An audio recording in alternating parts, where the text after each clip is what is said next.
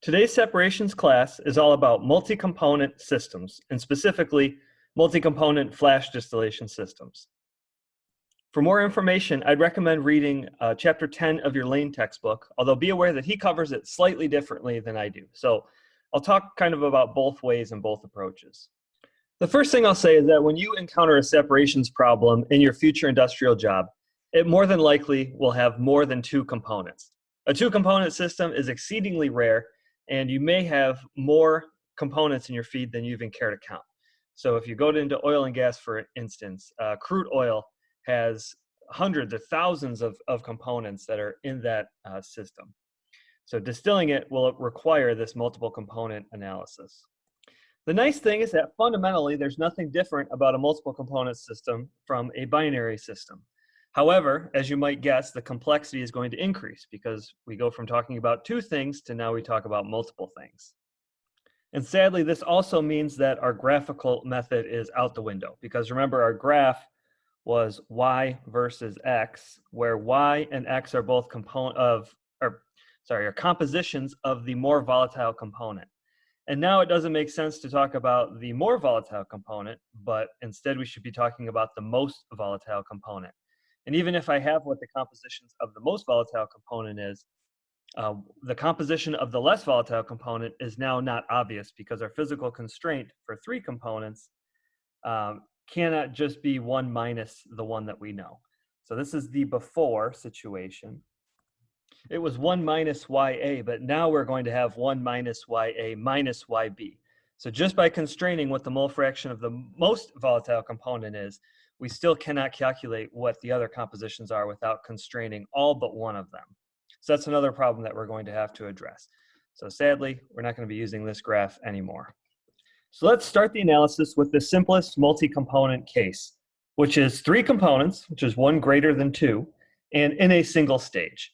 We can still define all the same variables that we had before, but now instead of just ZA and ZB, for instance, we now add ZC because there are three components. And then it also doesn't make sense, like I said, to say the more volatile component. So the terminology that we usually use, the light key is the most volatile component, and the heavy key is the least volatile component. So it kind of makes sense that the light key is going to go to the vapor phase, the heavy key is going to be enriched in the liquid phase. And we don't have to keep track of all three components. We can still do with keeping track of n minus 1 components, where n is the number of components. So c minus 1 would be another way to put it, with c being the number of components. And the other thing we need to be aware of is that it doesn't make much sense to define alpha anymore because we're going to have multiple such comparisons. So for even three components, it gets more complicated because we can define alpha of A relative to B. We can define alpha of A relative to C, and we can also define alpha of B relative to C. So this is only going to increase the more complex our system gets. So now with three values of the relative volatility, it doesn't make much sense to calculate our equilibrium data in that fashion. So what are we left to do? We have to go back to basics, which is Raoult's law.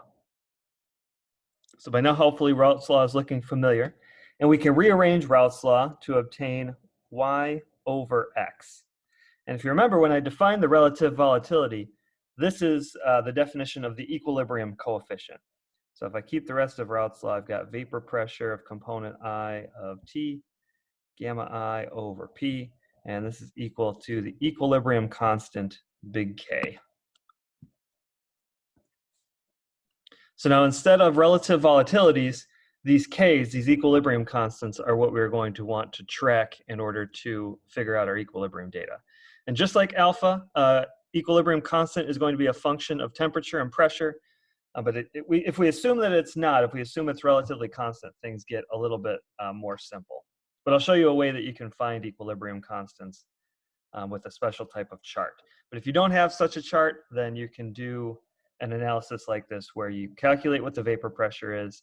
Hopefully there's no activity coefficient. And again, you can see how complicated it would get if there were an activity coefficient model.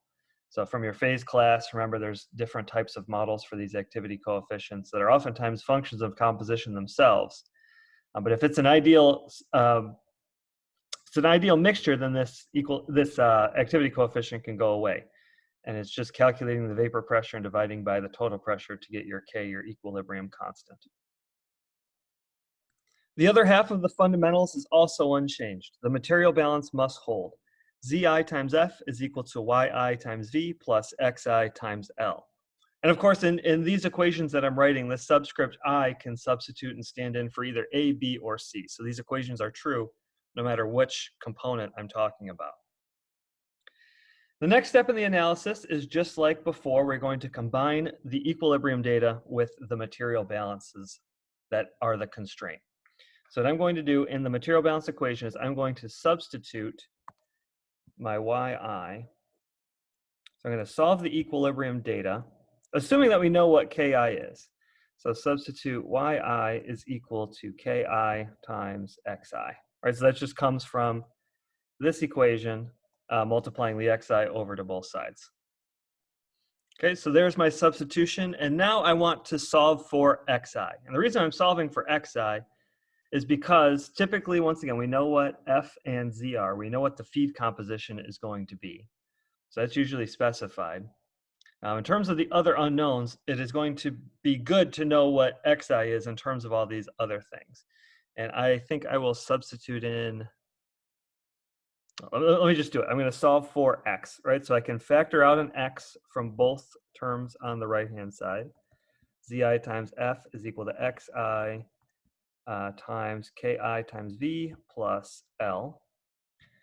And then I'm going to take this term over to the other side. So I got Xi is equal to Zi times F divided by Ki V plus L. And now to clean this up a little bit, because F, V, and L, remember, are not independent variables. Two of them are independent on the other one. You could say that F is equal to V plus L. And the other thing I'm going to do is to divide through by F. So if I divide through by F and I substitute that L is equal to F minus V, right, just by rearranging this, then I will obtain Xi is equal to Zi over Ki V over F plus 1 minus V over F. Finally, one more step just to clean this up a little bit. This is not how you'd typically see it written in any textbook. I'm going to factor out a V over F to make it look nice. So Zi is equal to V over F, the fraction of the feed vaporized. Remember, this is equivalent to little f, I could write here as well, plus Ki minus 1. Oops, actually, nope, made a mistake. It's V over F times Ki minus 1, and then plus 1. This is the expression for my liquid phase compositions. Liquid phase composition of any component I is going to be equal to the feed composition I divided by the fraction of feed vaporized times the equilibrium coefficient minus 1 plus 1. And then by substituting back into this equation, I can obtain a similar expression for Yi. So it's just Xi times Ki. So it is equilibrium constant times feed composition divided by V over F, Ki minus 1 plus 1. All right, now the next step is to go about solving these things. So once again, a typical formulation of a problem statement might be to give the feed and to give the compositions of the feed. So F, Za, Zb, and Zc are known, and temperature and pressure. So let's do a quick Gibbs phase rule just to make sure that that is appropriately specified. All right, so by Gibbs phase rule, it is 2 plus the number of components minus the number of phases, 2 plus C minus pi. So if I have 3 components and 2 phases, that must mean I have 3 degrees of freedom. So what does that mean? 3 DOF. Well, that means of the variables, temperature, pressure, XA, XB, YA, and YB. I'm omitting YC and XC here, notice, because those are set by a physical constraint. I must set 3. Right, so this is one more than I had from before. I have to set one more variable in order to solve for all the other ones. So typical formulation of the problem might be to set temperature and pressure. And then interestingly, if you set little f, the fraction of the feed vaporized, equal to V over L, right, that would also set the problem, because then you would be able to calculate what these equilibrium values are.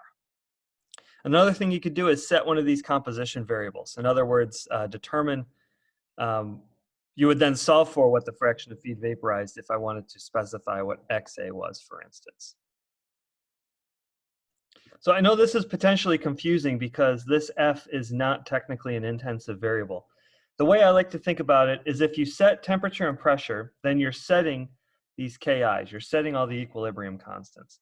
So if you set those, then you also set the F, then you have a physical constraint then that will constrain that your sum of your XAs plus XB plus XC is equal to 1, and YA plus YB plus YC is also equal to 1. So that's how that works.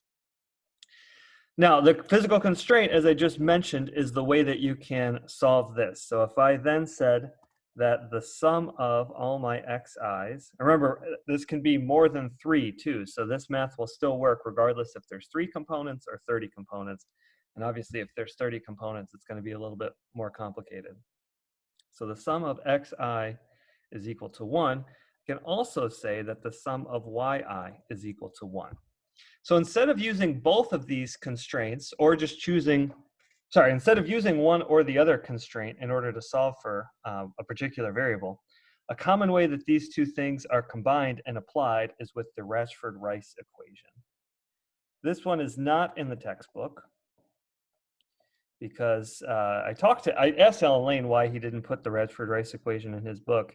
He says he doesn't like it, and I kind of agree with his sentiment that feels like equations like Rashford-Rice kind of inspire students to memorize stuff instead of rationalizing it and figuring it out. And I kind of agree with that.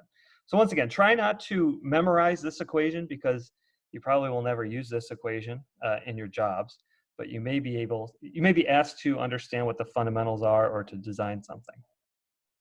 So the Rashford-Rice equation starts by saying that the sum of yi minus the sum of the xi's, so both of these are equal to 1. So therefore, if I subtract them, then they must be equal to 0.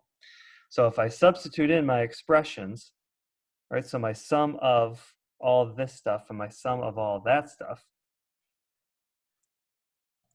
So if you put these things together, you'll obtain that the sum of zi times ki minus 1 over v over f, the denominators are the exact same, notice, ki minus 1 plus 1, this must all equal 0. This is called what the Rashford-Rice equation is.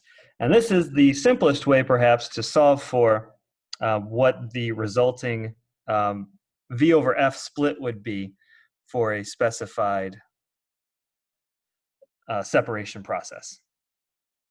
And then once you know what v over f is, you could then plug that back into either the xi equation or the yi equation to find what your compositions would be.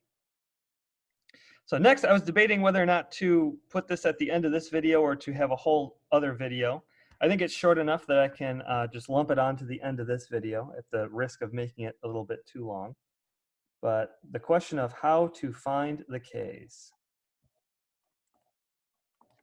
Right, and one thing that you could do is you could just use Antoine's equation and Raoult's law, just like before, to find what the equilibrium coefficients would be. So if you have an ideal system, it would just be pi star of t divided by p. So if you knew what t and p were, you'd find the vapor pressure by the Antoine's equation and divide it by total pressure. So this would be like the Raoult's law way.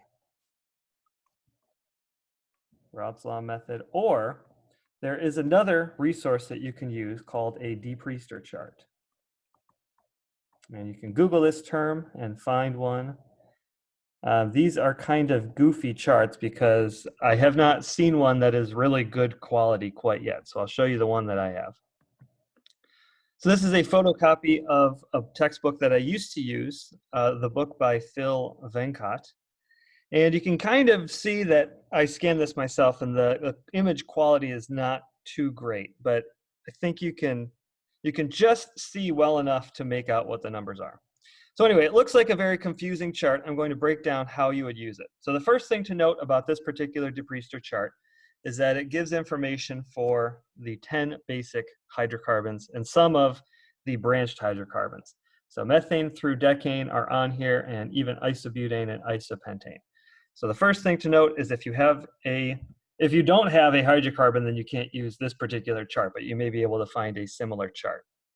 It has pressure in kilopascals on the left axis and temperature in Celsius on the right axis. So again, pressure in kPa on the left, temperature in Celsius on the right.